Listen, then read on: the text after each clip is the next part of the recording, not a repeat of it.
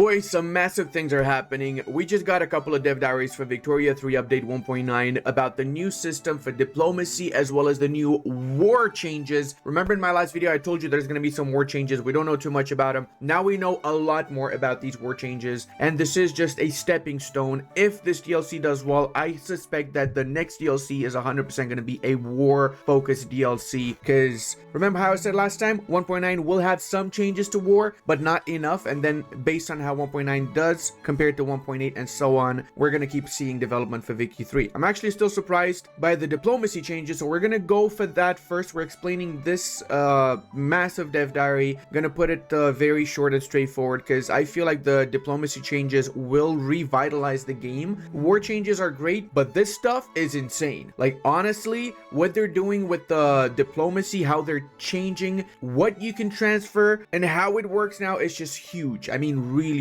huge. So I'm super hyped for this. Let's get into it. So diplomatic treaties are completely different now compared to before. You draft a treaty in essence. We see here the little gift that they made for us, and when you draft that particular treaty, unlike before, you have a variety of different things you could do. All the various individual treaties that you do before, you don't do that anymore. It's one interface, and in that interface you do whatever you want to. You sign alliances, you get defensive pacts, you can even transfer states in exchange for money or in exchange for goods or whatever. It's so good, and it's exactly what this should have been from day one. It's sad to say this, but all of this, including the war changes, should have been in this game from day one. It hasn't been, so it is what it is. I'm just glad that it's here now. Let's go ahead and see what exactly Alex says. This is basically a new mechanic that lets you actively establish pointed strategic ways of elevating your industries or exploiting other countries through trade.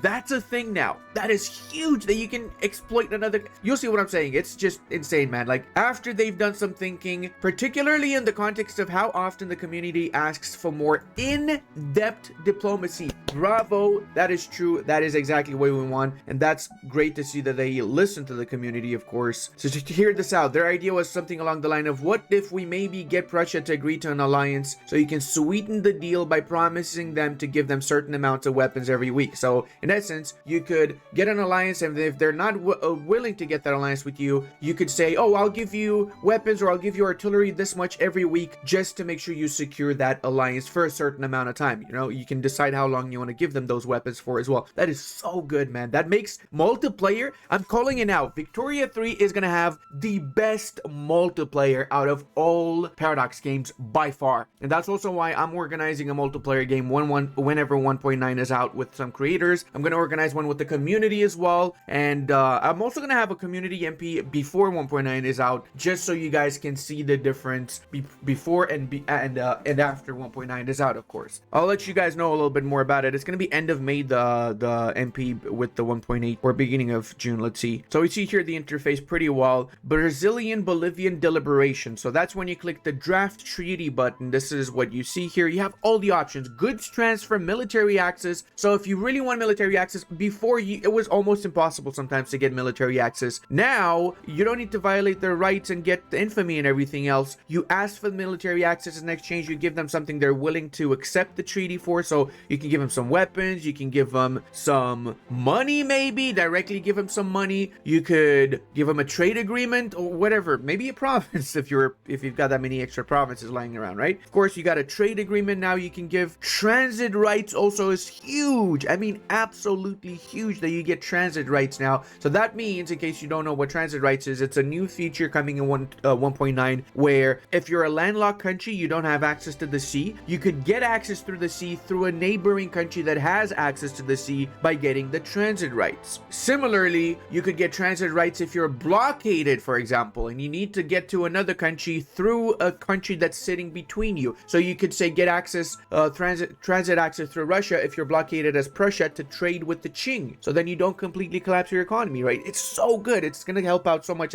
Like I said, for multiplayer, this is the biggest change ever. We, of course, have a state transfer as well. Money transfer, as I said earlier, money is a thing you can transfer. So you can basically, if you're rich enough, you can get everything done as long as that country is willing to accept your money. Oh my, I'm so hyped for this. You guys have no idea. 1.9 is going to be such a massive game changer for Victoria 3. It really is getting me back into Victoria 3 super hard right now. Alex mentions that a big crux on a system like this is how the AI handles it. So they wanted to make sure that they don't just scam the AI. So you cannot just cheeseball the AI by giving them whatever, how much money, right, or something of the sorts, and you get stuff that's not in their interest. So that means the AI knows what it's doing with this update too. Mentions that they want to feed into the fantasy of you being able to draft clearly unequal treaties with other countries because maybe you are able to remind them of how big your boats and armies are. A nation is more inclined to accept your deal because you've got a big army and a big navy. That makes sense, and that is actually pretty much how British diplomacy went throughout the 19th and 20th century, if you ask me. At least early 20th century. Aside from the new treaties that we get, we also have articles. Now, you guys probably remember Victoria 3, we also had articles. Well, it's a little bit different here. Very different, actually, here. So, it's not a newspaper article like we had in Victoria 2, okay? This is a core part of treaties that actually defines what type of a treaty that is. Articles have different classifications. On a fundamental level, articles can be either mutual or directional. So that means you impose something on a nation. That's a directional one, basically. This mostly just indicates whether the article is something that affects both sides equally or not. Looking at you, Britain. I know what you're gonna be doing. Prime example of a mutual article is an alliance, because it affects both nations. It's mutually agreed upon and such, and of course mutually are involved. On the other hand, transfer goods is a direct example of a directional article. One side is sending the goods and the other one is receiving them. The next important aspect of articles is inputs. Some articles have required inputs and others do not. An alliance is just an alliance. You don't need to define anything else. However, for transfer goods, you need to specify which goods you want to transfer and how many of them. So we see here the little interface. We have a lot of different goods we can offer, and of course we can decide how many. You can select the amount of goods you want to be transferring. We also see here the new and updated tariff screen, or better yet icons, as well as local price on the American market and the world market price. That is a massive difference. It's crazy though, because that's very accurate. Americans do produce a lot of ammo, so it's going to be cheaper there. Alex mentions that for the majority of the articles that have counterparts or diplomatic actions, the corresponding diplomatic actions or pacts will be removed and treaties will be the new way through which you access them. Not all diplomatic actions have been made into articles, so keep that in mind. Only the ones that make sense. This means that actions such as declare rivalry and improve relations will still work as before, because obviously you don't need to have a full-on new treaty screen to declare rival on someone or to improve relations. That makes sense, obviously. This is also the treaty port, what we see here when it's shown as an article. No binding period means it can be for as long as forever. It was signed on the 1st of January 1836, apparently in this case, this article, and you can look at it whenever you want to. It's the treaty port of Western Guangdong, and it has a maintenance cost of 50 influence. So treaty ports have influence cost now. Interesting. We see here also how the transit rights works. We have an image of Switzerland, and it says that the Swiss are connected to the world market through the Provence hub. If whoever owns Provence denies that transit access to them at some point, then they get completely cut off from the world market. Remember, in order to access the world market in 1.9 update, you need to have a connection to the sea. So if you're landlocked and you don't have transit rights through a neighbor to get access to the sea, you're screwed. Make sure you have good relations with at least one of your neighbors in order to get access to the world market if you're a landlocked nation. So to make it very obvious, Alex also says military access allows your troops to march through another nation. Transit rights allows your goods to go through another nation to access the world market. Now, ending a treaty is also explained more in detail. He mentions treaty ending is when both sides withdraw from the treaty. Of course, if you give away Angola in exchange for Spain transferring you a certain amount of money every week, you want to make sure they actually follow through and you don't get scammed. This is where binding periods come in. Also, it means that you can scam nations. Oh my god, I'm gonna be doing that a lot. So I'm gonna be like, yo, give me that province, I'll give you this much money every week. I'm gonna cancel the money, keep the province. You want it back? Come at me, buddy boy. I'm kidding. I would totally not do that. I'm a good England. I'll be a nice England. Come on. When signing a treaty, you also define for how long that treaty will be binded for, 5, 10, 15 years. When binding duration for the treaty lapses, either side can end the treaty at any point without consequences. Okay, so first off, what I just said a couple of seconds ago, I'm assuming there's going to be some ways of not doing that, right? So you cannot just cancel the money, because if you can, then I really will be doing that. But if you cannot, and then you can only do canceling the treaty when the contract expires, that makes more sense like it is here, right? The question is though, if you say have a treaty with a nation and the period ends, then you have to give the treaty port back. Do you have an option to extend that though, right? So say you have a treaty with the nation for 100 years, and that 100 years finishes. Do you have an option to continue? Because for example, we all know that Hong Kong was a treaty port with the Chinese, right? And it ended in the 90s, and ever since Hong Kong's not a part of the British Empire anymore. You know what I mean? So I would love to see a renegotiation of treaties. I don't know if that's a thing or not, but I hope it is, right? Or maybe halfway through you could renegotiate under certain conditions. Maybe if you have a strong army or you have some sort of diplomatic pull or something of the sort. That'd be nice in my opinion. Oh, literally they're talking about, oh my god, it's almost as if I read the dev diary and I just talked about that right before. So now we can get into renegotiation. I actually swear I didn't read the dev diary. It's the first time I go through it. It's good that they're reading my mind though. We're on the same page here, boys. Come on. And I like to do this when I do my dev diaries. I read them on the first try. I mean, I don't read them before because I like to be surprised and show you guys my honest impression, right? Because if I read it beforehand and then I just read it again, it's like not really genuine impression, is it now? I usually just read the title and then based off of that, I go through, or I listen to what people are telling me. Because usually these dev diaries, people just DM me. Yo, oh my god, dev diary out. Oh, there's some cool stuff. You should talk about it. Okay. I like how Alex phrases it over here. If you made some poor choices, you were forced to because you had a horrible army and now you got a bigger army, so you want to stand up for yourself. But yeah, we can go with that. And a treaty is not good for you. You can attempt to renegotiate the treaty instead of just withdrawing from it. So you have the option of withdrawing. That's good to know.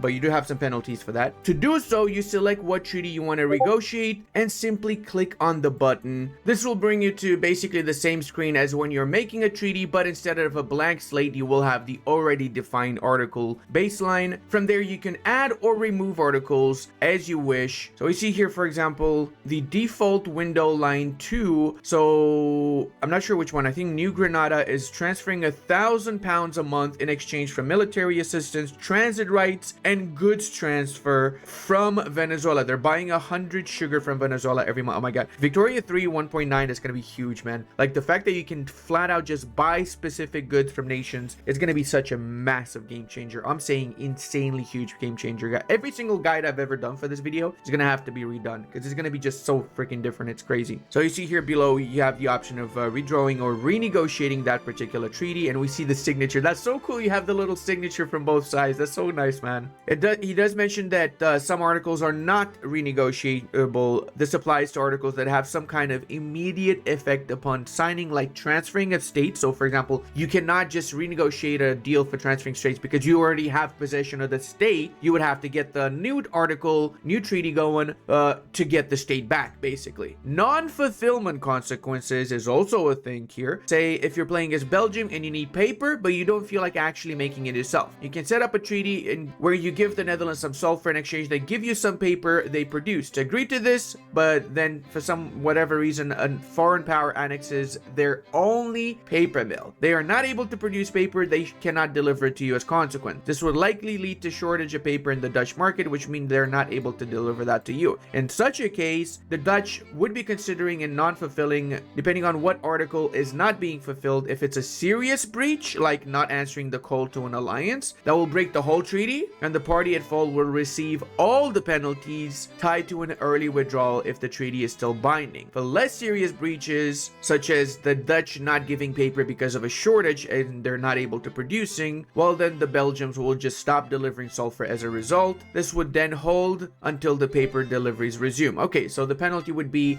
you don't get the sulfur if you're not able to give the paper back in return. That's fair. So that's nice that for trade deals where it's good versus good, or maybe good versus money, then it just flat out stops if you don't have the required good as consequence. I'm just realizing that for some starters, like say if you're starting as the Russians, right, you could really double down on your economy as long long as you're able to supply enough iron from the Western countries that produce, some of the countries that produce more iron, or just in general, you would be able to industrialize significantly faster if you're just getting your goods input from treaties. That's such a game changer, honestly, guys. Now, obligations also have their part to play in this. You can call in obligations to make countries more likely to accept treaties you propose, and signed treaties will take on different names depending on different circumstances. So, example, we have here Tratado de Petropolis. So, I'm assuming that's something, maybe someone's taking the province of Petropolis in exchange for something else. Who knows? Modding also, we see a lot of new stuff, which is huge, because I also have a balance mod. If you guys don't know, we use for multiplayer, and this is going to be a huge change. I'm probably going to have to redo the mod from scratch because of all the game changes happening. Yeah, I'm really excited for this, honestly, very excited. Now, everything I just talked about is a part of the free update. However, the Charter of Commerce DLC has some unique stuff added too, that when it comes to diplomacy and such, so we're going to go through that now. For example, the Mechanics Pack Charter of Commerce will include new articles, such as no tariff on goods. So you can have an article where you don't have tariffs with a certain country. You could have, say, your base tariff 30% with everyone in the world, but you can negotiate a treaty with a specific country, like you are playing as US, you're negotiating with the Prussians specifically, that you don't give tariffs on Prussian goods and vice versa. That's huge. That's actually huge. No subventions on goods as well. This allows the country is not allowed to set subventions on specific input goods when trading with the world market. Oh wait, I'm wrong. So tariff on goods is not from country to country, it's only with the world market. I see. Well, that kind of sucks. I wish you could do that with individual countries though. Maybe you can, and I just haven't read that yet. Prohibit trade of goods with the world market. So a country is not going to be able to supply a certain good to the world market if somebody enforces that article on them. Law commitment. Country commits to passing a specific law as long as they don't fulfill this and the other side of the treaty is inactive. Oh, that's huge. Forcing countries to pass laws is going to be so freaking meta. Oh, I'm so hyped for that. Non-colonization agreement. Imagine this. You have a war and you force a country to pass a law that's really bad for them. Destroy them from within. Non-colonization agreement. A country is not allowed to specifically colonize a region. Oh my god, dude. This is so needed for multiplayer. This is huge. So having this prevents everyone from colonizing whatever they want. So you can actually make sure you don't let anyone else colonize the provinces that you're interested in. Oh, this is going to be massive, guys. Grant monopoly to foreign companies. You can allow companies from other countries to get monopolies on specific goods. We see here the French-Portuguese deliberation. So Portugal is going to give military access to France. Portugal agrees not to colonize the Senegal area, and they also give them wine. In exchange, French agreed that they're not going to colonize Congo, and they give some money. That is huge, man. I'm so hyped for this. Oh my god, I'm so hyped for this. So basically, say you're playing as the English, right? And you want to make sure that you colonize, both in a multiplayer or a single player, you colonize a specific region. You have treaties with other colonial nations. You promise them that you're not going to colonize in an area that they're going to colonize, and vice versa. They're going to make sure they're not colonizing in areas which you're interested in. Also, part of the free update, they're going to add a new war goal. Enforce treaty article. This goal lets you select between a number of articles that are specifically classified as enforceable. You can select this war goal multiple times, targeting different articles. Then at the end of the war, all instances of the war goal against the same country will result in war reparation treaties against the country. This treaty being enforced cannot be withdrawn from. So we see here an example. Conquest of Alsace-Lorraine. In exchange, the French want to conquer Rhineland. Enforce military access. Enforce goods transfer. So we don't know what exactly, but within this goods transfer, if the French or the Russians win, they will be getting certain goods from the other side, and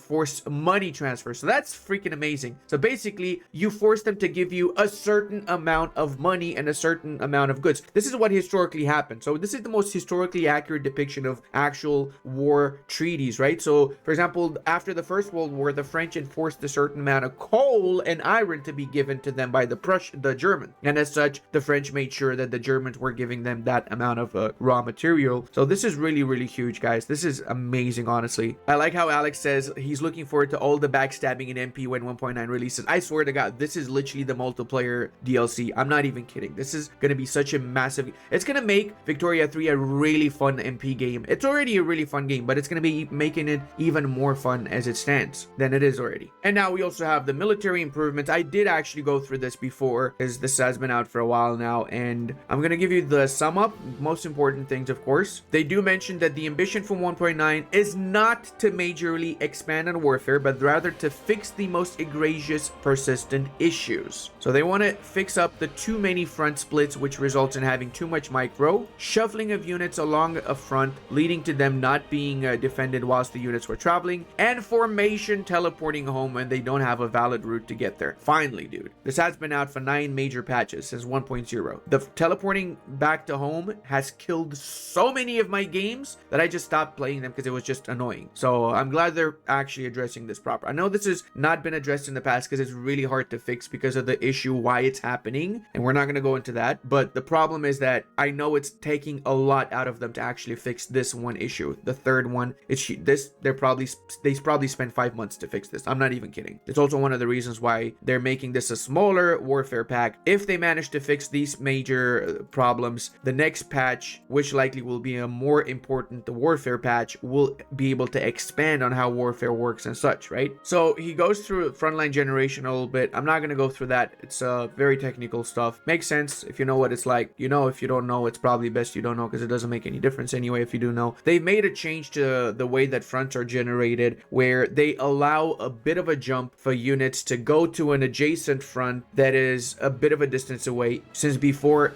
it needed to have a complete connection. There's no longer 13 fronts. Some fronts are connected even though there's a space between them. In essence, that's what this means. And we see a lot better each individual unit on the map itself. In essence, this is just 2 fronts here, despite there clearly being separations, right? So we have here, this is separated, this is separated, this is separated as well, but this is all over just 2 major fronts. We have this area as one front because it's pretty far from the other fronts, and all the other fronts, even though they're technically not connected on the map, because they're close enough, they all are considered a single front. Now, every unit on the front is in different positions, of course, but that gets assigned through different parameters. As long as you have these units on the front line, don't worry about where exactly they're assigned, because the AI will automatically make sure there's enough units on each side of the main front to cover and protect against the enemy. That's where front camps come into play, basically. Front camps are specific positions along a front line to spread your armies out. When 2 fronts merge or a front splits, we reevaluate the front camps and the armies in them which were assigned a new valid front camp. So for example, when say this army here moves a little bit more inland, a new front camp is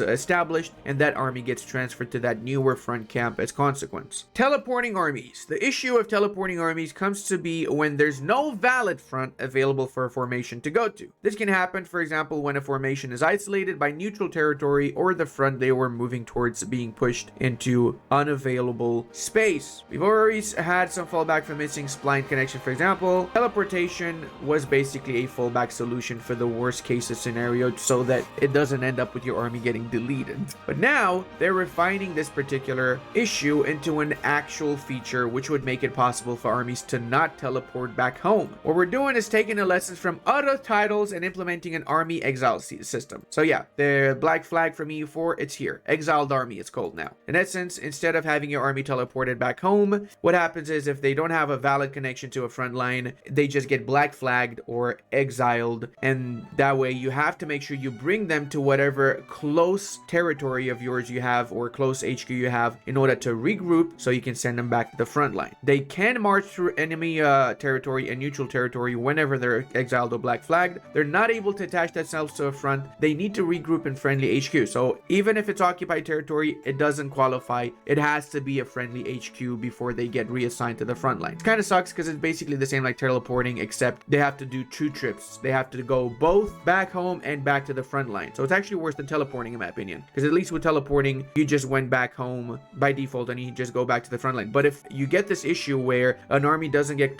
connected to a front line and the front line's 20 kilometers away from the army, the new front line, and they get black flagged, you're wasting like an entire year, which means you could lose the war. I hope that's not what happens, because if that's what happens, then we're all screwed. But I'm assuming that they took what I just said into thought, and that's something that's not going to happen anymore. I really hope so. They do suffer from attrition as they were present at the front, and their organization value will drift towards 0 over time as long as they're exiled. Once an army exiled reaches their HQ, they lose the exiled status and they act like regular formations again. Still in development, so probably don't know the final phase of this, and I'm sure that it's going to be a lot better by the time it comes out. We see here when whenever they're exiled. We see the little home with the red thing-a-ling-a-ding-a-majing. This is the Prussians, isn't it? Yeah. These are the big three things that they're addressing, but there's more stuff. Organization, supply, and morale. Organization is a value whose limit is determined by the commanders in the formation used by your units. If you have sufficient commanders, it always is at the max value, and then it suddenly isn't. What we're doing now is instead making organization a drifting value, making that when an important commander dies, the target is set to 40, but it will take a while for it to go down from 100. So that means you need to make sure you have a general immediately promoted to be able to sustain 100, or even if you have a general, it will still be going down towards 40 from 100 if he's not high level enough. That's nice. I like to see that. In general, having drifting values instead of instant modifications is definitely the way. It's something that I've seen the EU5 dev team has been doing a lot, and I feel like that should be the way for all Paradox games in my opinion. This makes it more flavorful really. Negative effects also from low organization are scaled differently. When you have full organization, you suffer no penalties, and then as you go down every 25, so 75, 50, 25, you will get worse and worse penalties. Regards to supply, also making some small but impactful changes. Before, supply impacted morale. Now it affects it via organization. It does so by multiplying the organization target. So if the organization target is of a formation is currently 100, but the formation supply is only 50, the organization will be set to 50. That makes a lot more sense actually, because organization is way more important, and having supply affect organization is a huge W, especially for MPs in my opinion, because you don't just spam freaking 2,000 divisions just because you have the ability to and then you win. That's not going to be the case anymore, because if you do that, you're going to have massive organization issues now. They also talk about military access, which we covered in the next dev diary. Technically, you have the plan invasion with your navy now, and if you have, say, example here, military access through Belgium, you could plan an invasion through Belgium into France. Well, as the Prussians, who would have thought of that? Definitely not the French.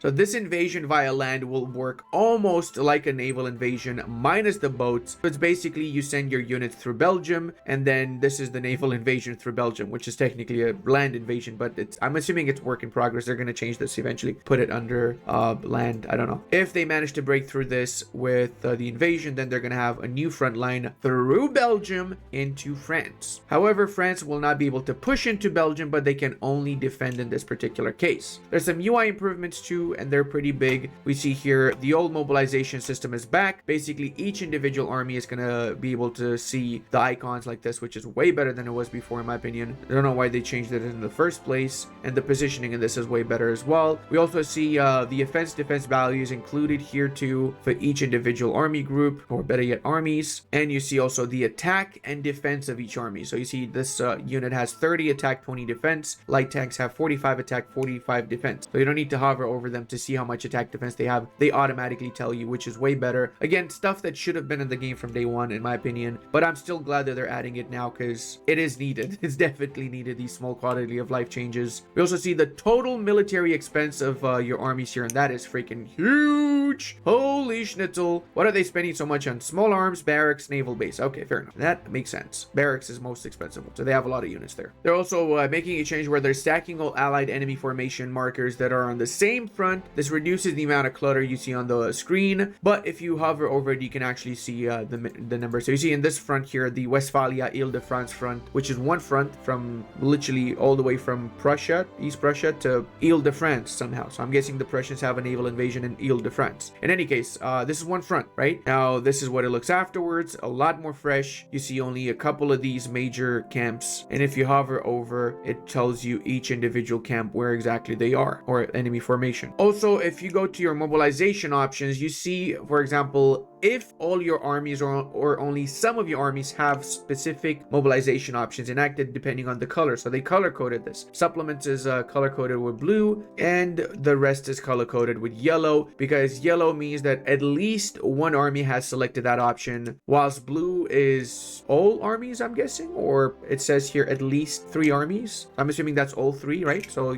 blue would be everybody selected that, yellow only some of them. He wants to stress out that this is not marking the end of military improvements. We'll continue addressing issues that aren't a part in free updates as we have always done. We also would like to come back to the naval improvements we previously teased because they haven't really talked about that yet. But these changes are much larger in scope, so we can't tell you when they're coming to this at this point. Then what they're doing is they're making a system like in Hoi 4 where you have individual ships that are a lot more important, that you can maybe even customize your ships. That's going to be the first step towards making a new army system later down the line, and they're testing it out with the naval system now to see how it works and how it's implementable in this patch, and then with the future patches they're going to use the same system for actual army. Just my opinion. Again, it's just my own opinion. Just so we're clear with everybody here. That's it for me. Love you all, and I'll see you in the next one.